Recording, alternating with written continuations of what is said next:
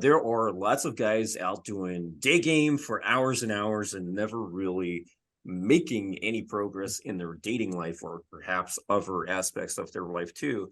For sometimes years, they end up repeating the same shit over and over again, going to the same places and still never even getting laid or hardly getting any dates. This is like a personal attack to you viewing this right now. This is happening to probably plenty of guys. What should these guys do about it? Learn a proper system, proper strategy, find hobbies, find meaning in life. And I never was advocating 4 hours of day game, because I mean, you can do it like when you're 18, 19, you have a gap year, kind of, finishing school, like till university starts, don't have that many responsibilities, living at your parents, you can afford that. But I think if you reach a certain age, so you have so many responsibilities. I tell this to guys all the time, like you cannot like go up and down the street for 4 hours doing day game, without any goal in life. And the girls are asking you like, what are you doing? Like, oh, just day game. Saying the same line to the girl like 3 meters right next to her, that you say the same shit again. So I was never advocating this, unlike many coaches from back in the day, I remember. Because they all say like, yeah, you have to take action, but taking action can harm you as well if you don't know the proper, or if you don't have any system or any strategy. You're repeating basically all the mistakes, and yeah, it's very hard to try to how do you say it in English? Disconnect, like rewire your brain. I'm sorry for my English; it's my third language. So yeah. You speak better English than the first language. You speak that because I don't. Fuck, I fucked that up. Your English is better than mine. That's. Man. I was supposed to say your but first language. I hope don't know a you get fucking word of. Yeah, but I hope you get what I mean. So, but I'm curious about your opinions here. Dude, there's no shortage of resources. I mean, you've got 4 coaches here, right? It comes down to the guy at the end of the day. We've had so many calls where like they know they need help, but they don't want to take the step for it. So I think first they have to convince themselves and, admit that they need that help. You could run around like chicken without a head and, try it out for yourself and take 10 years to learn it really well. Or you could take it from one of us that already did that and make that investment and make that next step. So really it's up to the guy to realize like he does need the help. And then from there, it's up to him. Okay, which coach do I want to go to? Find a way, whichever coach you feel most comfortable with, and take the risk. You have to take the risk. You have to admit that there's a problem, right? It's like an AA meeting. The first step's admitting you need help. So yeah, that's what I would tell guys is the only way to get better is to be wise and learn it from someone that already been through that path. So just go with whoever coach you feel comfortable with. Alrighty, who's next? Or maybe go ahead. Wait, can you repeat the question real quick?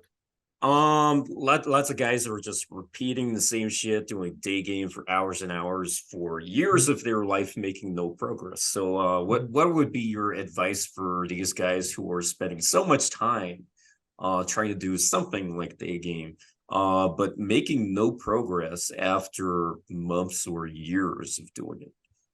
Yeah, definitely, dude. Time is your biggest factor. It always comes down to time. What is your time worth? You could spend a few $1,000s and learn game the right way, or you could spend 5 years. What is it 5 years of your time worth $5,000, for example? It's just not. It's just not. And these guys, to be honest, I'm not a big day game guy. I'll do an approach if I see the girl out at the supermarket or I'm getting a coffee. But I like to use the day as like character development, right? I'm building my business, building my body, doing stuff like that. And then I'll go out on the weekend, at night, 2-3 days, whatever. Not a few drinks, nothing crazy. But yeah, just invest the money, invest it in yourself. You can never get back the time. Obviously, pick the right coach, but small price to pay for years of learning. I'll just add on to this.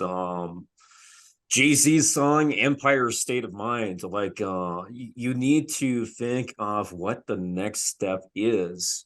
So this is such a core thing to my mindset, because I'm always thinking, I'm not always thinking, but these ideas just come to me. What's next? What's next?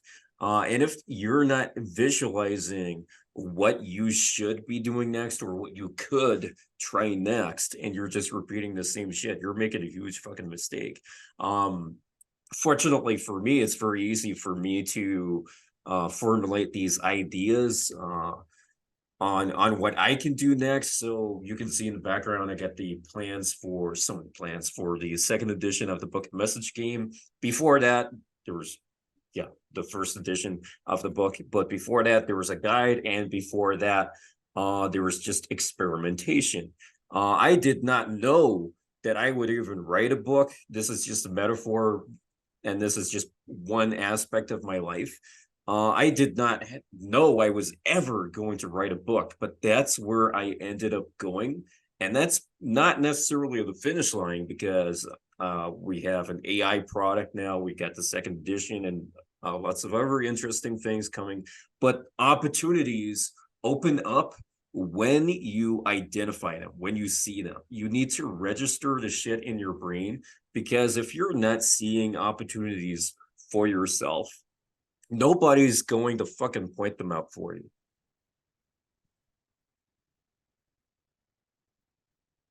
All right, any other comments on this? Was the Oh, day yeah, game? Yeah, no, I one? agree with. Oh, sorry, go, Michael. Was it? The question was about day game, right? Like a lot of day, like long periods of day game. Yeah, like guys not ever evolving and just doing the same shit, never getting the results. Do you guys remember who's the comedian? Cat Williams, where he said, if you've been selling marijuana since 1996 and you ain't moved up to cocaine yet, you need to find some new fucking friends. Do you remember that? It's the same kind of shit. Like the thing about day game is but if you're doing day game because you're afraid to do night game, that's not great. And that's what I found a lot, not all of them, but a lot of them. A lot of guys is like, hey, listen, day game fits better with my lifestyle. Totally understand that. For me, I'm like, okay, then let's go to Wet Republic or let's go to Tao Beach where there's just fucking stunning hot women. Let's go up on stage. Let's do day game there. And that's not what they want to do. They want to go to the mall, etc. That is that's being able to do cold approach to people that you just met is an important skill set. But if you're doing it because you're like, Michael, no one can hear me in the club, then be fucking louder if no one can hear you in the club. That's what I would tell people. Like, I like going places where everything is shit.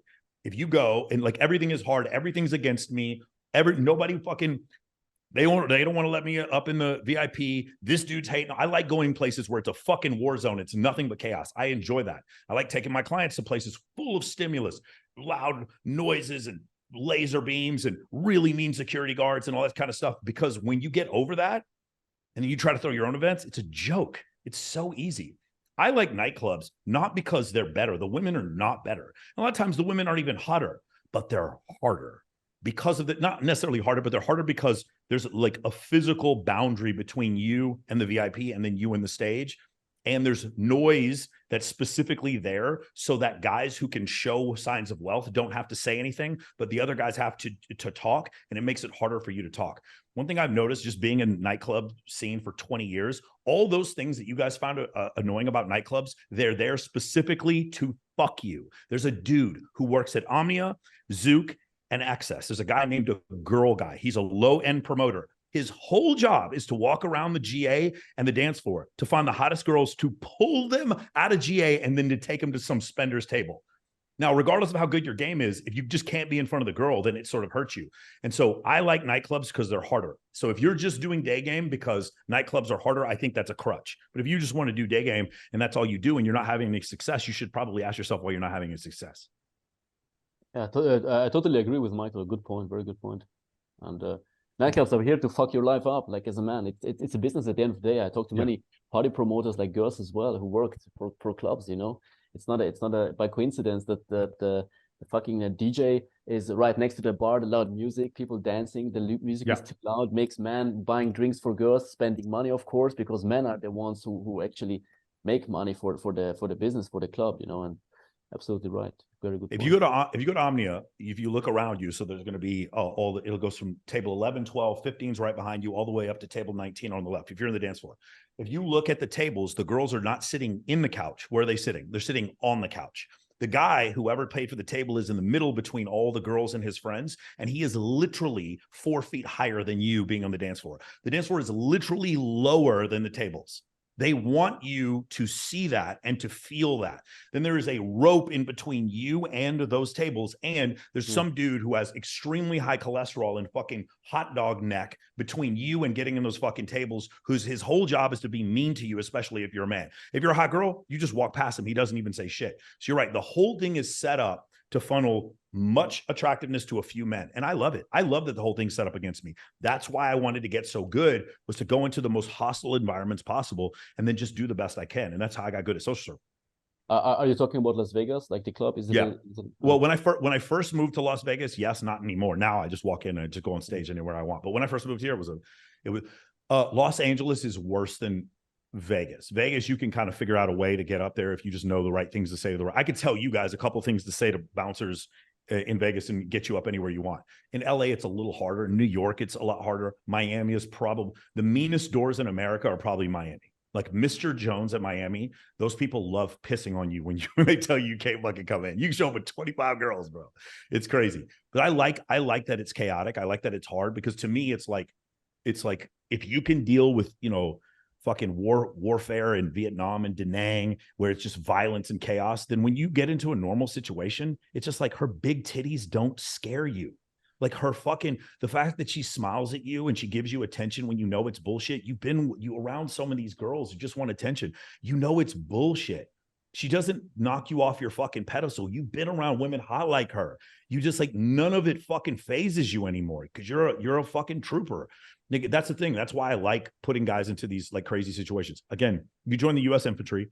What happens is they put you behind a berm and they start firing live machine gun rounds over your head, so you can hear them whizzing through the air. And the first couple times you do it, it's terrifying. After a while, you just kind of get used to it. Just like the 5th or 6th time you jump out of an airplane, you're immersed, so it doesn't affect you as much. And that's why I like this. So you go do day game, you don't have that.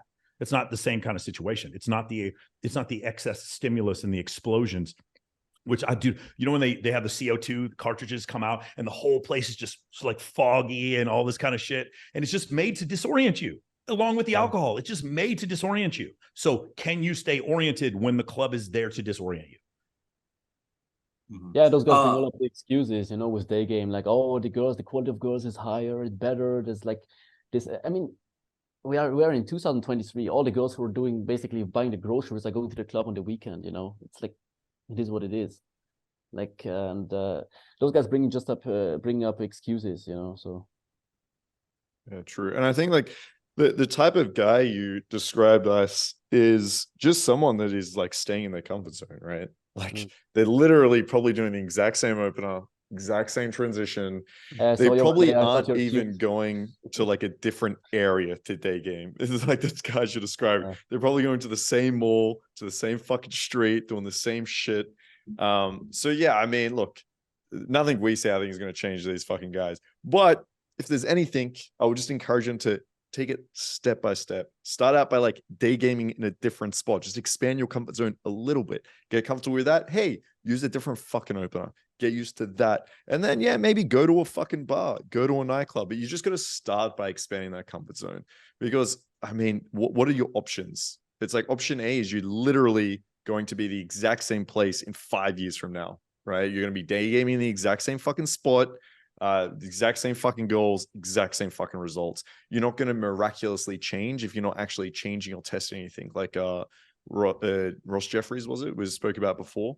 So yeah, I mean, just start by expanding your comfort zone, and then you'll get to the point where you can go to these crazy nightclubs, you can start speaking loud, and you can pull some fun club girls, Michael, you said about being not getting in at the door when you even had 25 girls with you in Miami. Never in Vegas. In Miami, I've seen it happen. By the way, a little piece of advice: if any of you guys ever do what I do and like show up with like 10 girls, you talk to the fucking host. You never let one of the girls talk to the host. If you let one of the girls talk to the host, the first thing the host is going to tell that girl is, you girls can come in, but not him. Because the host needs to understand. This is just in Miami, in LA, and in Vegas. Don't worry about this. If you don't show up with girls, I'll let you in wherever. But and if they don't, just call me. I'll get you in. The thing is, when you're in Miami, you need to be up there very directive, and the host needs to understand. I come in or they don't come in. If you do that, you're good. If you don't, dude, those are the hardest doors I've ever seen.